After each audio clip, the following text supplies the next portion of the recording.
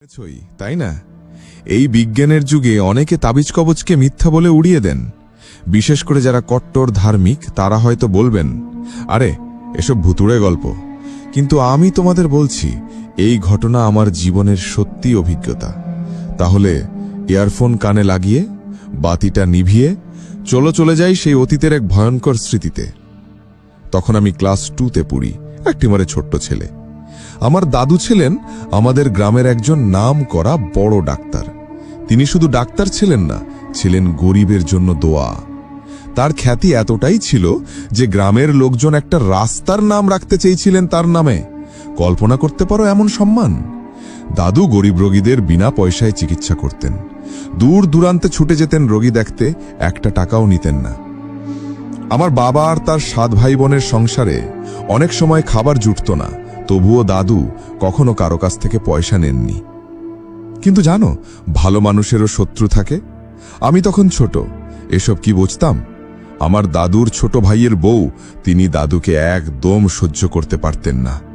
বাইরে বাইরে মিষ্টি হাসি, ভালো ব্যবহার, কিন্তু ভেতরে ছিল ঘৃণার আগুন।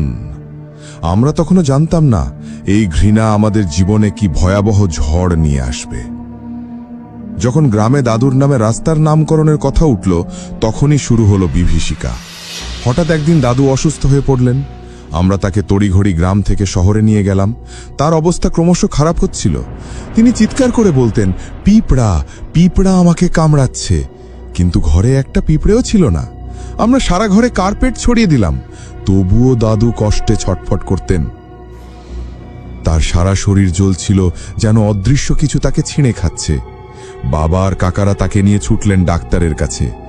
দিল্লি, মাদ্রাজ, কত জায়গায় গেলেন, শত শত পরীক্ষা, কিন্তু কেউ দাদুর রোগ ধরতে পারলেন না। এমনকি একজন নামকরা ডাক্তার বললেন, বিদেশে নিয়ে যান। কিন্তু আমাদের পরিবারে তখন সেই সামর্থ্য কোথায়? এদিকে মাদ্রাজের অপরিচিত খাবার খেয়ে বাবাও অসুস্থ হয়ে পড়লেন। শেষে কোনো উপায় না দেখে দাদুকে দেশে ফিরিয়ে আনা হলো। দাদুর অবস্থা দিন দিন খারাপ হচ্ছিল। একদিন তিনি স্ট্রোকের মতো কিছু একটা করলেন, আর তার বাম হাত পুরোপুরি অবশ হয়ে গেল। তিনি বিছানা থেকে উঠতেই পারতেন না। আমরা হতাশ, নিরুপায়। এমন সময় এক আত্মীয় এসে বললেন এক ওঝার কথা। আমাদের পরিবার শিক্ষিত, আধুনিক, এসব ওঝা টোঝাই আমরা বিশ্বাস করতাম না। বাবা আর কাতারা বললেন, না না, এসব কি হাস্যকর কথা। কিন্তু আরেক সপ্তাহ যেতে না যেতেই দাদুর অবস্থা এতটাই খারাপ হলো যে আর কোনো উপায় রইল না। শেষ পর্যন্ত বাবা সেই ওঝাকে ডেকে আনলেন। ওঝা এলেন, সাধারণ পোশাক, কোনো আড়ম্বর নেই। আমি ভয়ে পর্দার আড়ালে লুকিয়ে তাকে দেখছিলাম। তিনি দাদুকে পরীক্ষা করলেন, তারপর মাকে বললেন, বাথরুম থেকে এক বদনা পানি নিয়ে আসুন। মা পানি আনলেন। ওঝা কি একটা মন্ত্র পড়লেন, পানিতে ফুঁ দিলেন, আর তারপর যা বললেন তা শুনে আমাদের রক্ত জমে গেল। আপনাদের খুব কাছের কেউ এই কাজ করেছে, তিনি বললেন। দাদুর চুল বেঁধে একটা পুতুল তৈরি করা হয়েছে। সেই পুতুলে অনেকগুলো সূচ ফোটানো হয়েছে, আর সেটা ঝুলিয়ে দেওয়া হয়েছে পাশের আম গাছে। বাতাসে পুতুলটা দোলে, আর দাদু যন্ত্রণায় কাতরান। একটা কাক পুতুলের হাতে ঠোকর মেরেছে, তাই তার বাম হাত অচল হয়ে গেছে। পুতুলটা না খুললে দাদু বাঁচবেন না। ঘরে পিনপতন নীরবতা। আমার বুকের ভেতর ধরফর শুরু হয়ে গেল।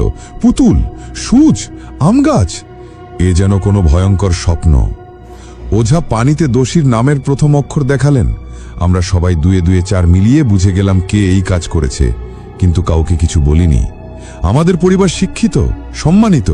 এসব কথা গ্রামে ছড়ালে আমাদের মান ইজ্জত যেত, তাই বাবা চুপ করে রইলেন। পরদিন বাবা সেই পুতুলটা খুঁজে বের করলেন, ঠিক যেখানে ওঝা বলেছিলেন, পাশের আম গাছে। ছোট্ট ভয়ঙ্কর দেখতে একটা পুতুল, দাদুর চুল দিয়ে বাঁধা, সারা গায়ে সূচ ফোটানো। আমার দেখার কথা ছিল না, কিন্তু আমি লুকিয়ে দেখে ফেললাম। আর সেই দৃশ্য, ওঝা যখন পুতুল থেকে সূচগুলো খুললেন, চুল ছিঁড়লেন, তখন পুতুলের ভেতর থেকে গড়িয়ে পড়ল রক্ত। হ্যাঁ, রক্ত। আমি তখন ছোট, ভয় আমার ঘুম হয়ে গেছিল। সেই দৃশ্য আজও আমার চোখে ভাসে। অবিশ্বাস্যভাবে পরদিন থেকে দাদু সুস্থ হতে শুরু করলেন। মাত্র 12 দিনের মাথায় আমি তাকে আবার রোগী দেখতে যেতে দেখলাম। তার বাম হাত ঠিক হয়নি, গ্রামে দাঙ্গার কারণে রাস্তার নামকরণের পরিকল্পনাও ভেস্তে গেল, কিন্তু দাদু বেঁচে গেলেন। তিনি আবার তার কাজ শুরু করলেন যেন কিছুই হয়নি। কিন্তু সেই স্মৃতি আমি ভুলিনি, কখনো ভুলব না। তো তোমরা এটাকে কি বলবে? তাবিজ, কালো জাদু, অপবিজ্ঞান? আমি নিজেও তখন এসবে বিশ্বাস করিনি, কিন্তু এই ঘটনা আমার মনে একটা প্রশ্নের বীজ বুনে দিয়েছিল। পরে আরেকটা ঘটনা আমার বিশ্বাস পুরোপুরি বদলে দিয়েছিল। সে গল্প আরেকদিন শোনাব। শেষে আমার একটা অনুরোধ, কালো জাদু, তাবিজ এসবের পেছনে যেও না। এই শক্তি যদি সত্যি হয় তাহলে এটা ভয়ঙ্কর। আমার গল্পে বিশ্বাস না করলেও আমার এই কথাটা মেনে চলো, কাউকে কষ্ট দেওয়ার জন্য এমন কিছু করো না, কারণ যে কষ্ট তুমি অন্যকে দেবে সেটা একদিন ঠিক তোমার কাছে ফিরে আসবে। ধন্যবাদ আমার গল্প শোনার জন্য। নিরাপদে থেকো, ভালো থেকো, আর পরের গল্পে আবার দেখা হবে। আল্লাহ হাফেজ।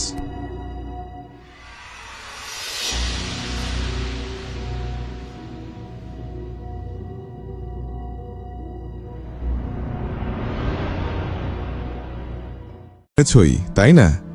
এই বিজ্ঞানের যুগে অনেকে তাবিজ কবচকে মিথ্যা বলে উড়িয়ে দেন। বিশেষ করে যারা কট্টর ধার্মিক তারা হয়তো বলবেন, আরে এসব ভুতুড়ে গল্প। কিন্তু আমি তোমাদের বলছি, এই ঘটনা আমার জীবনের সত্যি অভিজ্ঞতা। তাহলে